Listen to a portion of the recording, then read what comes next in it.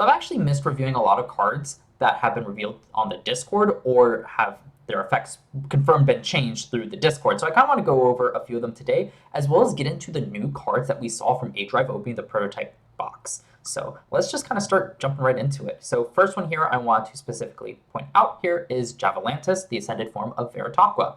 It is a 2 Water Spirit, 6 attack, 3 defense Celestial, which reads, when this Javelantis destroys an opponent's defense position Celestial in battle, your opponent must expend 3.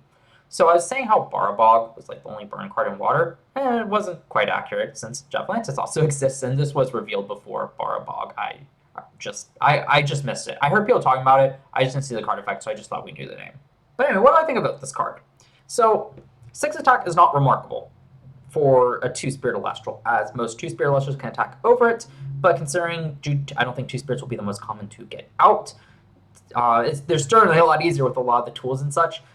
But I think comparing to the 1 Spirits is probably more important still. And 6 attack, it's fine. It will hit over most stuff, but you do have 1 Spirit Elestrals that can contend with it. Sorlet of note. Mostachian can crash. That's not the most optimal thing to use, but it still technically can. And I'm sure there's a few others that I am not thinking of that can meet this threshold. And even the stuff like using Demeter and Earth, or even just throwing out a Tectoros. Tectoros could probably match it with enough spirits on, well, not probably, it can match it with enough spirits on board, especially under Floy Forest. So not amazing stat-wise, but you're really not trying to get this to survive, I don't think. Like it's your main goal here is to throw it out to force your opponent to expend 3. So unlike other 3-Spirit Elestrals, I think it's fine if you just need to get the extra burn in as a finisher, or you just want to kind of get an extra burn for maybe a more aggressive water deck. I think this does the job quite well, honestly. And I don't... Obviously, you would want to survive, but I actually think in terms of survivability, this one's less important because it just has such an impactful effect with that burn 3. I like how they just use the generic spirits now, expend 3. I realized that changed because I was thinking, like, wait a minute, we've seen the Barabog, and that seems to be a change that they are doing instead of just saying expend 3 spirits. So quite nice, saves on some room on the card text. And water, as we've seen by, if you've been watching Pure's videos on it, I'll link his channel down in the description below. He's been doing a lot of great coverage on water, as it is his favorite deck right now. As you can see, that using kind of Tsunami and switching stuff to defense has actually worked quite well with Veritaqua. So I definitely see some potential with this Javelantis as well, just to kind of give you more of a good way to control the board, but also be more aggressive with this card. And you know, water can easily float into stuff and has like Tat Puff to get this out on a whim. And also, I think that it's now a bit more viable to throw Elestrals in defense. I know I've been kind of saying, like, you know, you want to keep up with the exchange. You really don't want to throw stuff in defense. But we're seeing more and more that that might not be as true, at least not in competitive play. I think in competitive play it might still be that way, but I'm not going to throw my bets on this one. But point is, I definitely think that this one will actually be better than I originally thought, as we are seeing more good defense Elestrals as well. So, and also more like floating into stuff, just stuff, special casting and defense as well. So Javelantis will be pretty good at that. So I think my final conclusion on this card is that I don't think it'll be the most meta card, as water has been a bit all over the place. And I still think Capregal is a better card to ascend into just to get control of the board. That kind of that's just something very inherent with Elestrals with its rule set. And it will really, I think it will take a lot of power creep for it not to be true, that just having the numbers of more Elestrals on board will always just be better, and you're more likely to win. So a card like Javelantis does, I think, kind of falls second to Capregal in that regard, but it's certainly, I think, still a plenty powerful enough Elestral, being able to force your opponent to expend 3, and you don't technically lose out on spirits on this until Javelantis leaves the board. So I think that's pretty good, and I think this will be a fun card to actually use as well. And though, funny enough, getting into, I don't know if I've uploaded my video about Barabog yet and the concern it brings, but I think I probably will have. So I will just go ahead and say this. This is interesting, as this is more of a proactive burn for a deck, but at the same time, I think it's distinct in that it's still not... It's along the same lines as Necro, and it also makes sense like a Harpoon. So I think it still kind of gets into the whole, like, every deck is getting every sort of kind of card, so we'll see how different it is. But I don't think that's necessarily a bad thing. I think it's super cool that it kind of does that. I don't know. I can't really say why this card doesn't bother me as much as Barabog being called Burn as well. Maybe it's just because it wasn't stated as a Burn card. So I don't know. But regardless, I think this fits in well with kind of this like water package that can easily deal with defense Elestrals, which is kind of funny since water has a lot of great good ones. But at this point, I'm just rambling. I think this will rambling. I cannot speak now. So I think I'm just going to cut off here. My thoughts on Javelantis is it's a really neat card. I think it definitely has a very powerful effect for a 2-Spirit Elestral, meaning it's a bit more worth it. And I definitely think this one will see some experimentation. I don't think it will be top meta, but it certainly will be a fun card, and I think something we will see popping up for the first few sets, as long as, you know, the following sets aren't like insanely power creep. So yeah. So moving over to some cards that Dan has specifically revealed. So I can't promise I'll get all of them. I'm just trying my best to scavenge up what I can.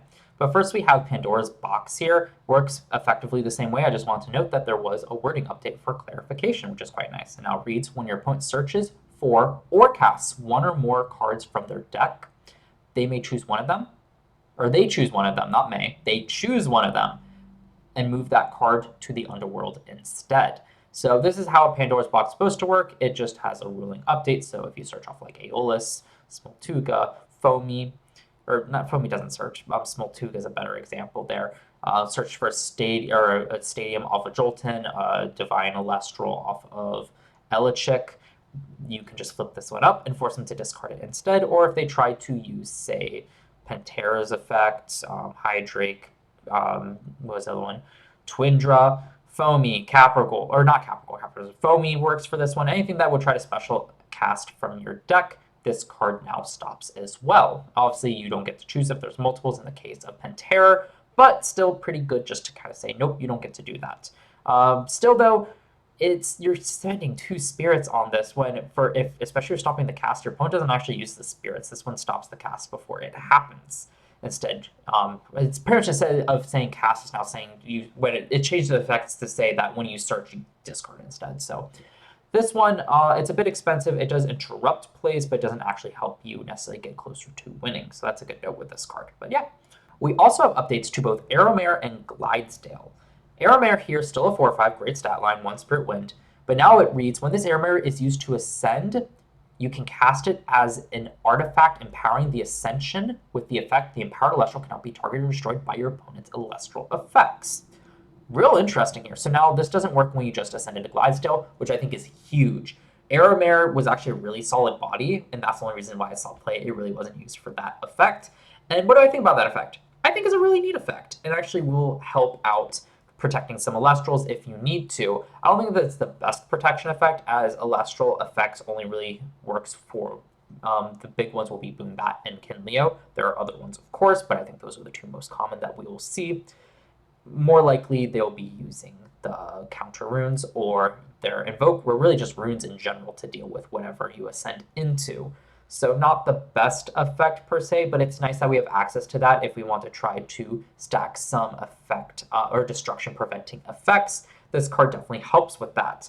And the other nice thing is that you can, so no, you would have to, it is limited to wind. So unfortunately, we can't like throw a Thunder Spirit on it and then ascend into like a Sonicore, as that would be pretty busted as well, but still just a neat little effect just for Aeromare having a good stat line. I think it's pretty good. I can't think of too much right now that would really want to use this effect, but the fact that it exists, something will probably come up in Wind where you want to use this, so happy it exists. But moving on to Glydesdale here, stat line still same, and it still has the Expend a Wind to increase its attack by 5 till end of turn, so it's hitting over a lot. So that's really good as well. Hitting that 12 attack will hit over pretty much all 1 and 2 Spirit Elestrals, 3 depends on what 3 Spirit Elestral, of course. But it changes. Glydesdale, if this Glydesdale is empowered by Aeromare, it can attack twice. So that's pretty neat. It does specifically need to ascend over Aeromare. Aeromare uses effect to get onto the Glydesdale, so that won't be the most consistent, but still neat little just extra effect there just for some aggro plays.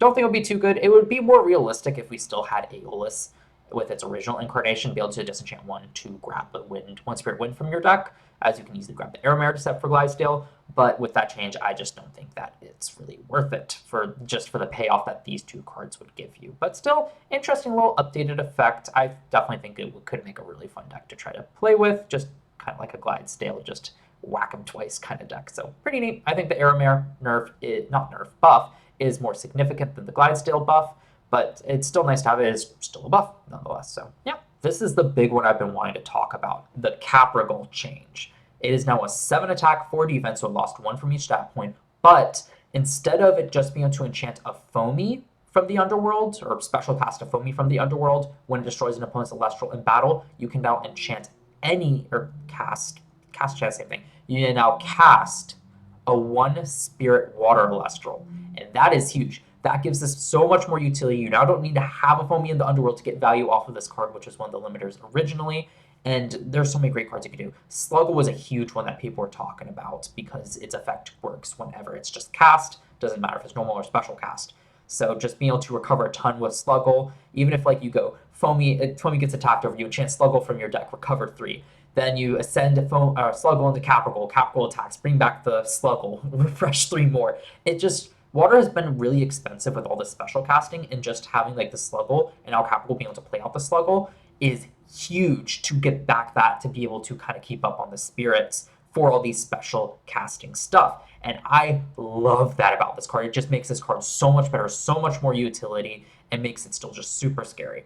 And I think that's even more why it's important that it brought down its stat line by 1 point each. Unfortunately, that was one of the biggest things I actually liked about Capregal, was like Sorlet didn't answer it anymore, and the 8 attack just made it obnoxious from both for 2 Spirit Elestrals attacking over it, and the 8 attack made it really, really difficult to attack over with 1 Spirit Elestrals, Tectoros and Volcaries being the notable ones.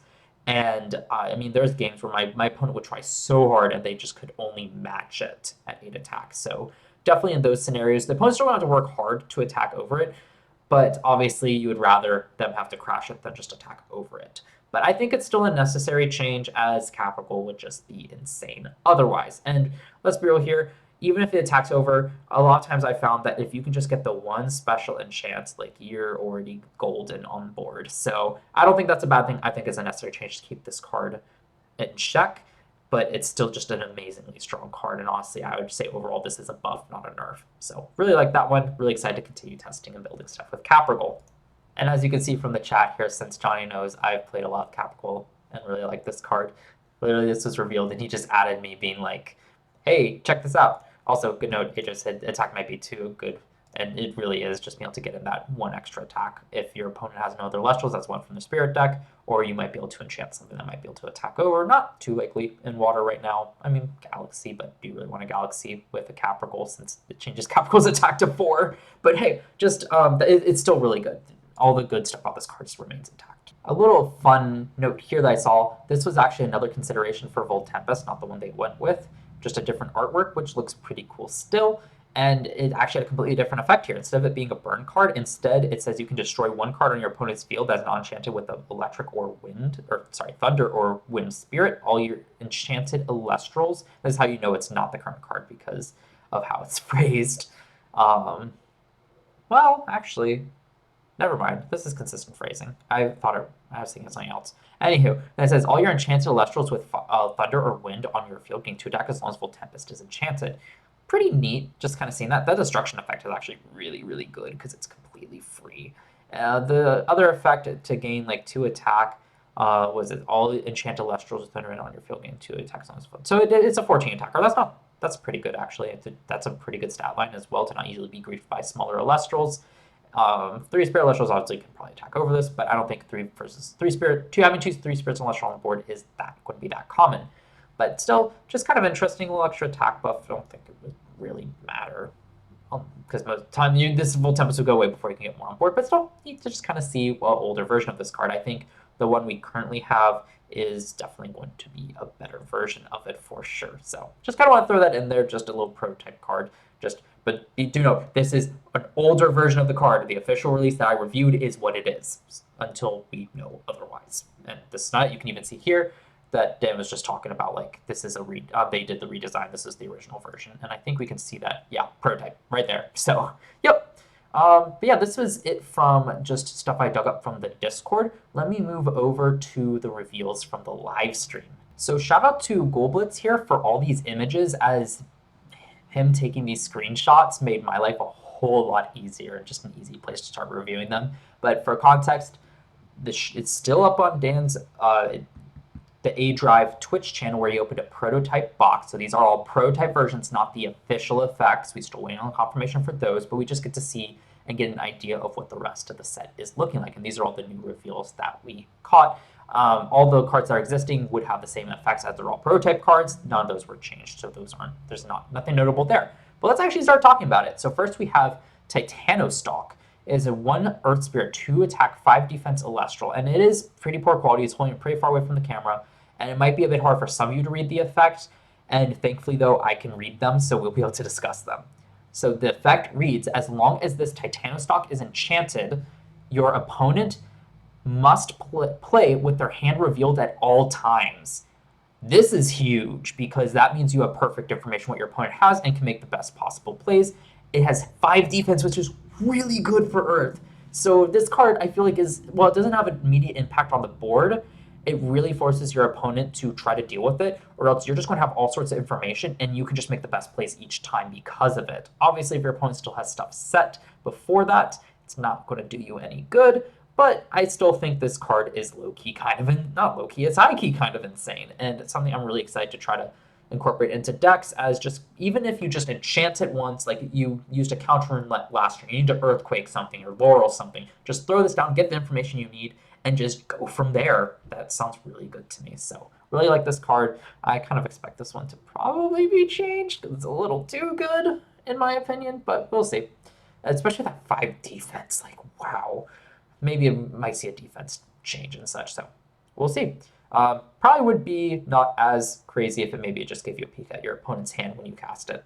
I don't know. We'll see what the official release is, but this definitely we'll see some competitive play because if you all don't know, if some of you are new to a TCG, any information you have in your hand and on your opponent's hand will make all the difference.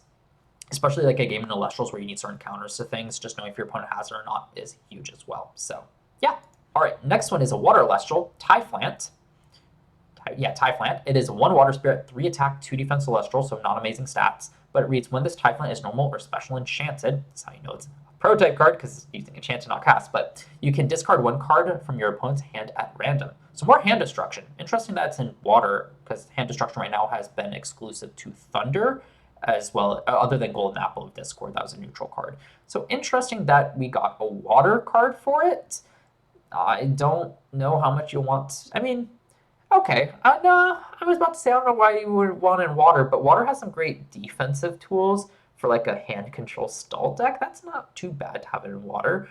So, another card. The stat line, I mean, it's whatever. I think it might have been a bit better, like a 2 attack, 3 defense, but, it's still not the worst. So, it can still hit over stuff like attack position P Gust, I guess, if you throw it in attack. But all in all, I think it's a fine card. Just being able to rip a card out of your opponent's hand actually is pretty good because you can snipe your opponent's pieces or a good card they need to answer the board. And this is like actually an interesting like float off of say a Foamy or like resummon off a Capregal if you don't need like a Sluggle or something or most station defense. So I think it's not, since Water has a good toolbox, it's actually pretty good for them to have different cards that do different things. So yeah, I don't think that's quite bad now that I think about it. I don't know if it'll be always used because I think you'd always rather just go Sluggle, maybe another Foamy or a Mustachian for its defense. Maybe a Galaxy to start switching stuff. I think those will be more impactful for most water decks, but I think it's good that this card exists. And I could be wrong. We might have it see play because it might just be that great to rip a card off the opponent's hand.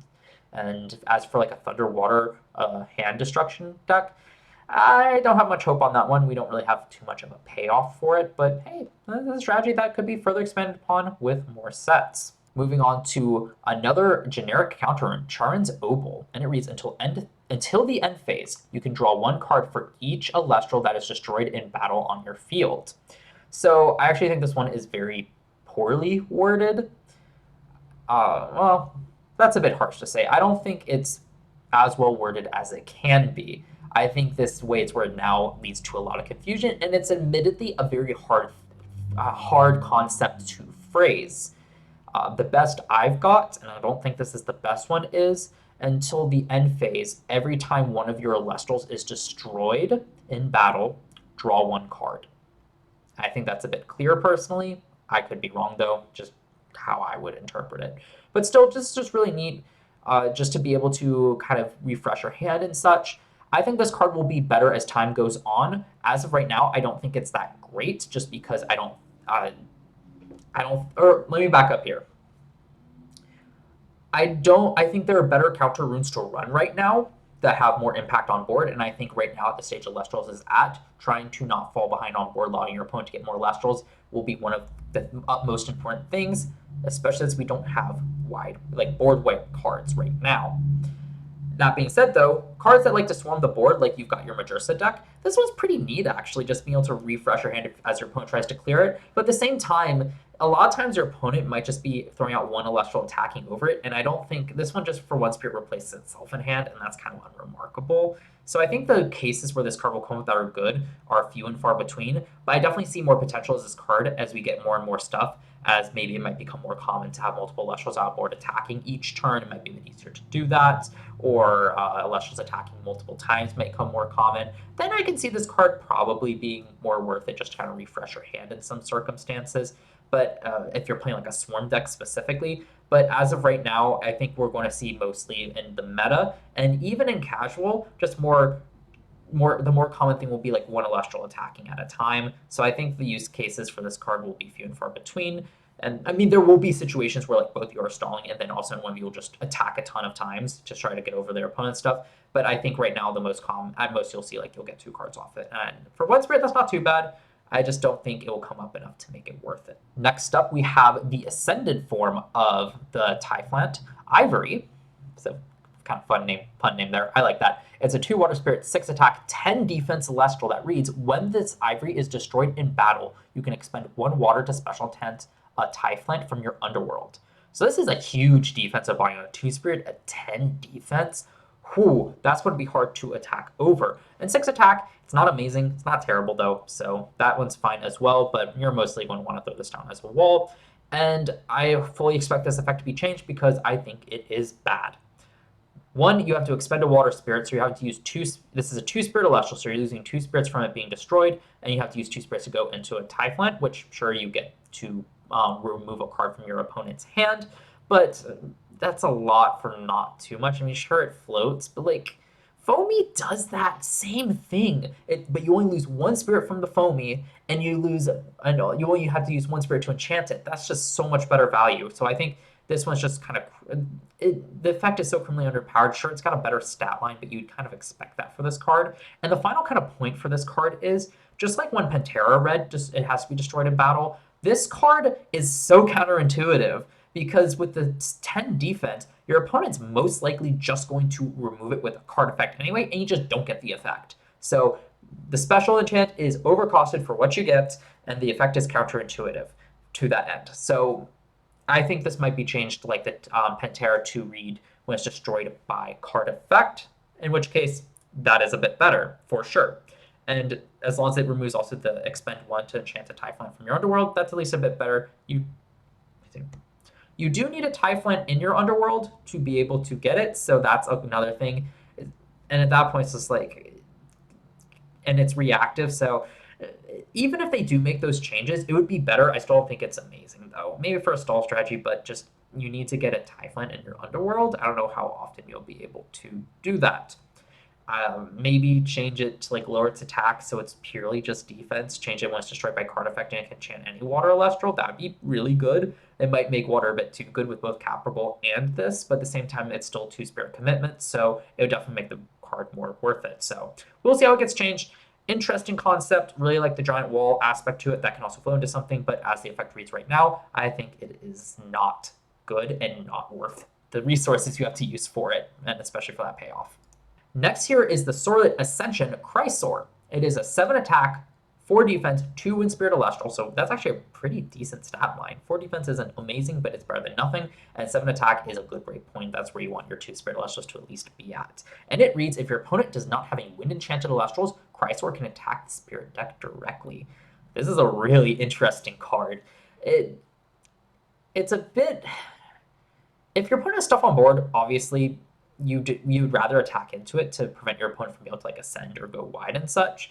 And this is a big body to be punished for if they can ascend an attack over it, or if they can remove it by a card effect, in which case attacking the Spirit directly, because you're just going to fall behind pretty quickly and lose from there. That being said, though, I think this card's real interesting if you just need to get over the top and just attack your opponent's Spirit deck. That's going to be pretty fun. So I see this being a really fun card. I don't think it'll be the most meta, but I also could see it potentially popping up as like a really strong finisher along with like Exaltair, just to make sure that you can kind of get there and just kind of go over the top of your opponent's stuff. I mean, 7 attack, it's still great at attacking stuff, but still, I think it's a fun card to have that utility for. So I think it's one of those that really needs to be tested to see how good it is. Because, like, obviously you can say, well, if your opponent has no Elestrals, but then you're just attacking the Spirit deck directly anyway. So I actually like this card a lot. I'm having a bit of trouble telling how good it is, but I do see potential there that just needs to be tested. So really neat. More counter runes. Altar of Stars. 1 spirit neutral counter rune that reads, you can nexus 1 spirit on your field. If you successfully nexus from this effect, you can target any Elestral on the field and change its position.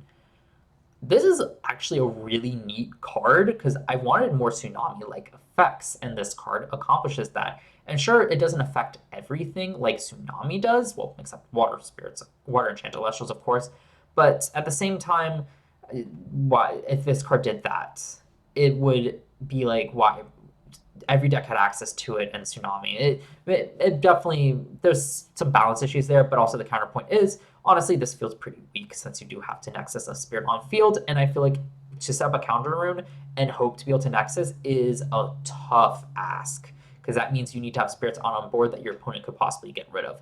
So all in all, I kind of like more cards to change positions as for disruptions in battle, especially for the water deck that Pure has been building out with like Veritaqua, interesting card for Javelantis, just having extra cards more than just your 3 Tsunamis to flip positions, especially to the defense and such, is really nice. But alas, I don't think this is very good because I think it's going to be a lot harder to set up spirits to Nexus on your board to get off this effect than people think. Now, of course, this might be a fun abort button if you just need to like Nexus a spirit onto something else. And even if you Nexus it from an Elestral and it dies anyway, just to kind of save that spirit and not technically lose it, that's kind of interesting, but you're still losing a spirit using this card anyway, so I don't really know about this one. I think it's a bit underpowered for what it does. Maybe if it changed all Elestrals positions on your opponent's board, that would be interesting. But alas, as it is now, I think it is weak, especially compared to Tsunami, and just being able to hit water with this card is not worth that change and hike up in cost. But of course, that's the tough thing about balancing these generic cards, is that you can't make them necessarily more powerful than your class card or element cards and risk now all decks having access to a super powerful effect. That's kind of the balance point on those. And that's where I think neutral cards sit really well with just if all decks just need a good generic effect, such as Nectar of the Gods Draw 2. That's where I think neutral cards lie really well. But yeah, nothing else to really say on this card. Hopefully it gets changed for the better. Next up, we have an Invoke Rune here, Drop of Lethe. Don't know how it's pronounced here. I'm sure Dan said it.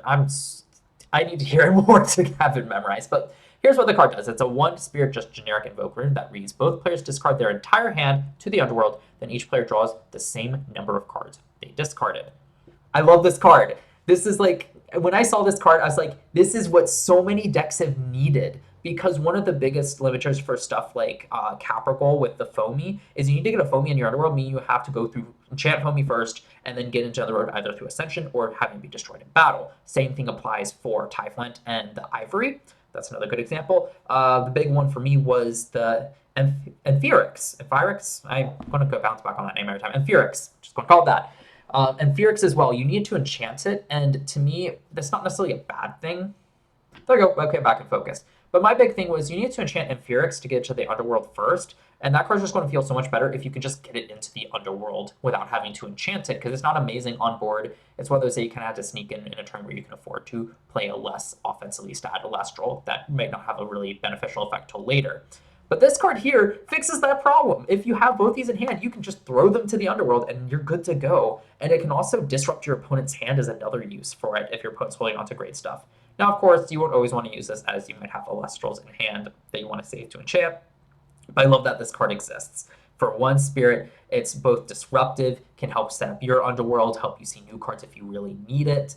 And I think it's actually at that perfect kind of power point as your opponent might be able to see more cards with it as well, which can kind of be scary if your opponent might have a bad hand. So there's a lot of like risk versus reward. So I don't think this is an automatic include because it doesn't actually plus you. And in fact, you have to use this card so you technically don't. You get like -1 to what your hand was before you played it. So it won't always be good for sure. I'm just happy this card exists because there's definitely some good use cases, and One Spirit's perfect for such a card that will vary in how good it is when you try to use it. So I'm so happy this card exists. I think it's honestly perfect for what it needs to be. Next here we have Krakking, the Crackhead Ascension. Really cool card here. 2 R Spirit, 6 attack, 5 defense Celestial. So it's decent stats against 1 spirits, 2 spirits, it's not remarkable whatsoever. But it says when this Krakking is normal enchanted, you can target up to 2 unoccupied Elestral zones on your opponent's field. As long as this Krakking is enchanted, these Elestral zones cannot be used. And right away, this card is very interesting as this is a brand new effect we haven't seen.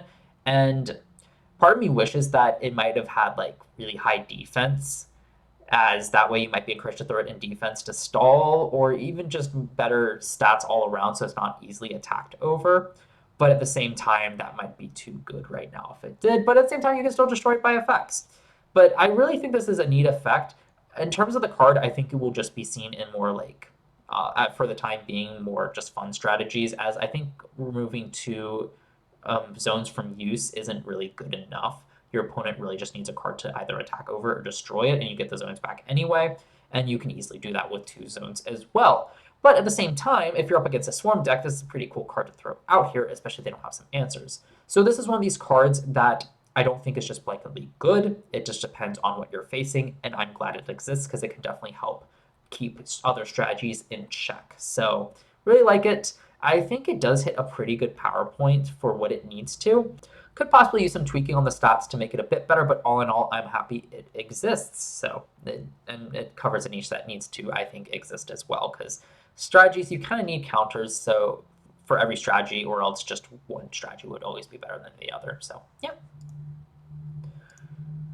All right, I believe this is the last card here. I'll have to double check with another file record I have. I just don't want to show that, chat.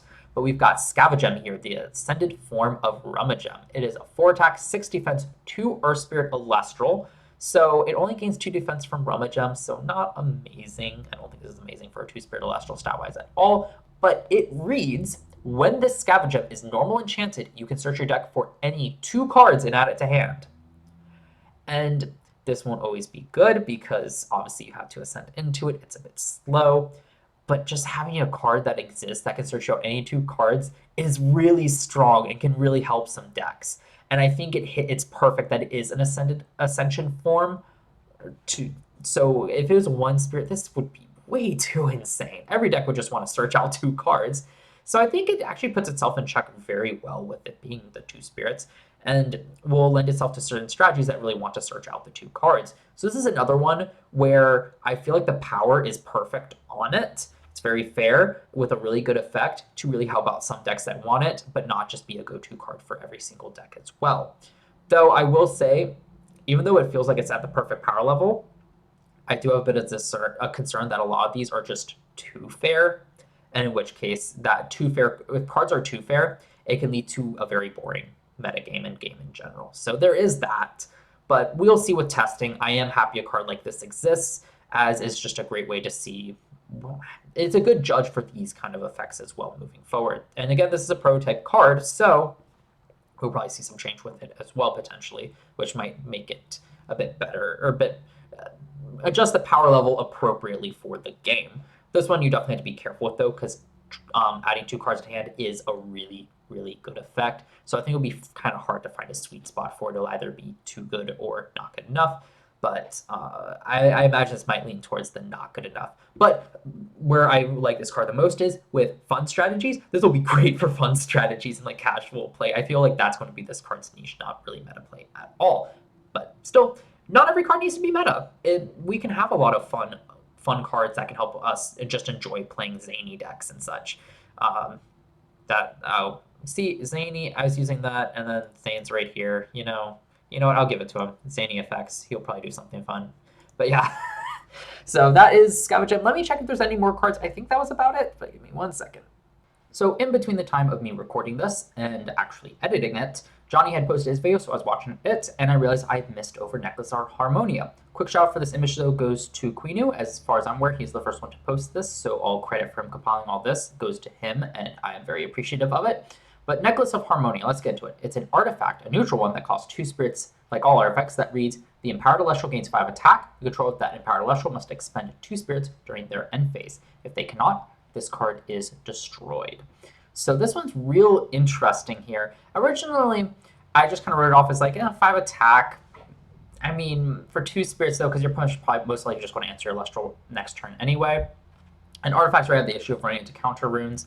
So I don't love this card. Johnny did have a good point in that you could also enchant your opponent's Elestral and try to get them to burn 2 spirits on their turn as well. While interesting, I don't think it's still that great, honestly. I mean, sure, you could throw it on a 5 defense position Elestral and just tell your opponent, hey, you're not really getting much value out of this anyway. Now expend 2 spirits while you still can. But then your opponent could just always ascend to get rid of it anyway. So, it's all right. I don't think you'll see much play. It's interesting that it exists. And of course, as you can read here, these may not be final. The Elestral effects can change till Kickstarter, so that is a very important thing. But as of right now, this card, I think a lot of new players will like it because 5 attack, oh my gosh, but it just gets so easily punished that I don't really like it personally. But other things I kind of want to also address, and this is just me reacting to what Johnny said, I realized that, go watch Johnny's video for his reaction, but I realized that I had a lot more tame reaction to Titanostalk. I want to make it very clear that I was saying this, like, as is, I think this is a really good card. It is. I did not go as far to say that it's busted, but it honestly is busted. I think I really downplayed in my reaction how much complete information that this Titanostalk can provide can be, just for how your opponent, just being able to predict what your opponent might do is absolutely or be able to better predict what your opponent can do will absolutely be insane. So that is something I wanted to say on that card. And other reactions that Johnny had, I will save.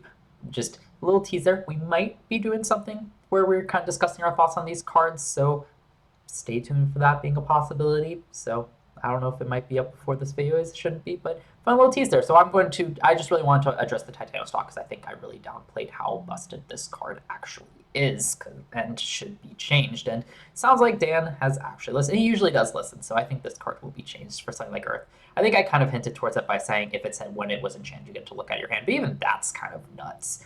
And for those of you who don't understand why that is, pretty much every single game that has a card like that, those cards are played for that information. They're always really good because you can make better plays knowing what your opponent has, if at really high levels of play especially. So yeah, there was one other thing I wanted to address as well, so let me skip to pulling up that image. So the thing I want to address was that Dan has confirmed that Chrysoar, Eyevory, Drops, and Scavagem are all going to have new updated effects. So most likely my analyses of these cards will not apply because they changed them, and these cards are probably for the best. The others are closest, so probably some changes here and there to discuss, but my conversation for it probably will still stand pretty well. And I think those cards are the most important. Chrysoar, being able to dodge and just attack the Spirit deck directly, I could see it being really busted. I know I kind of was just like, attacking is really good to close out the game, but at the same time, you're putting a lot of faith into a 2-spirit Elestral. But I do agree with just the fact that this card exists will probably be really good to just win some games outright and really take it away from your opponent. I mean, we already have Exaltair, so I think having Chrysoar not have that effect probably will be for the best, but who knows, maybe they'll keep it, maybe it isn't that bad, they just change up another aspect of it. I could be completely missing the point, to be honest here, but I think that's really what needs to be changed. Eyevory, I'm really glad that gets changed because honestly, I think it is really weak and not worth it. So I'm happy to see that that Dan's going to do something else with the card.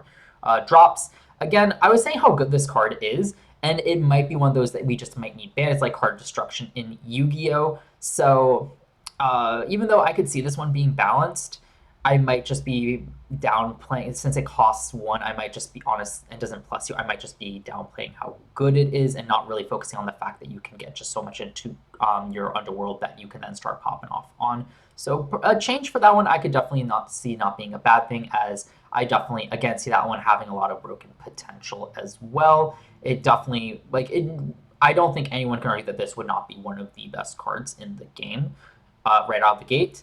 So I think it's fine. And I really think the more side of it that is really insane is just how you could discard your opponent's entire hand and disrupt them as well. So that one's definitely one that I think it's fine that it's getting changed. It'll be interesting to see what its changed effect is. And honestly, Titanostalk with drop of Lethe, if you just Titanostalk don't like their hand, just drop a Lethe and you get to then see their brand new hand as well. That seems kind of nuts. And then Scavagem, this one, I know I was kind of saying like maybe on 2 Spirit Body it would be fair enough because you have to wait. But 2 cards, I think I was downplaying how good any 2 cards can be. So this card, honestly, I see it going either way. It either would just be too slow, but at the same time, I also see this being busted and totally worth it because you just get any 2 cards and you're going to see a huge spike in your win rate. So those are the ones I really want to make note of that. And I think it really shows that my analyses, they're really just my first thoughts on these cards and also aren't perfectly informed, as I really haven't played games where some of these effects are known to be very good. I mean, I know Yu-Gi-Oh! So I knew like Titanostalk would be really good, but I think I'm really having trouble balancing it with the costs of these, and that's where I'm going to probably get in trouble with some of my analyses and they're not going to fall flat, is that I think that their cost will overly balance them when they actually won't be. But I can definitely at least recognize that having cards with effects like Chrysoar, drops, and Scavagem could definitely, will especially be problematic later on, even if they aren't right out of the gate. So just wanted to add that in there to this probably already pretty long analysis. So let's just cut to the outro that I have already filmed. Yeah, that was about it for the cards leaked through him opening box. Dan leaking his own game. That's kind of funny there. But this video is already pretty long, so this might be separated into 2 videos. But I might just also drop this all as one big video because there's a lot of great discussion there.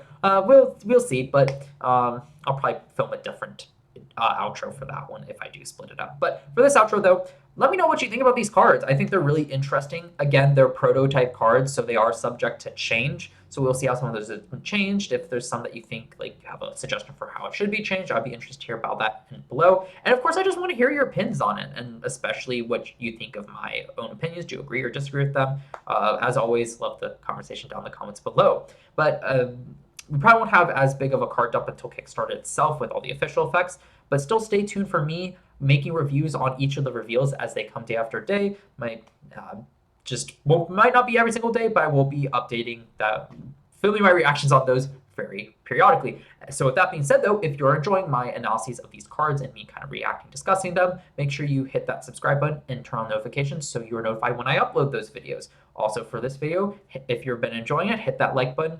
And I've already said comment down below, of course, because the engagement does really help this channel grow and we can get more people in the comments section to actually share their opinions on it. And I really do enjoy that. But with all that being said, though, look forward to more videos coming out real soon.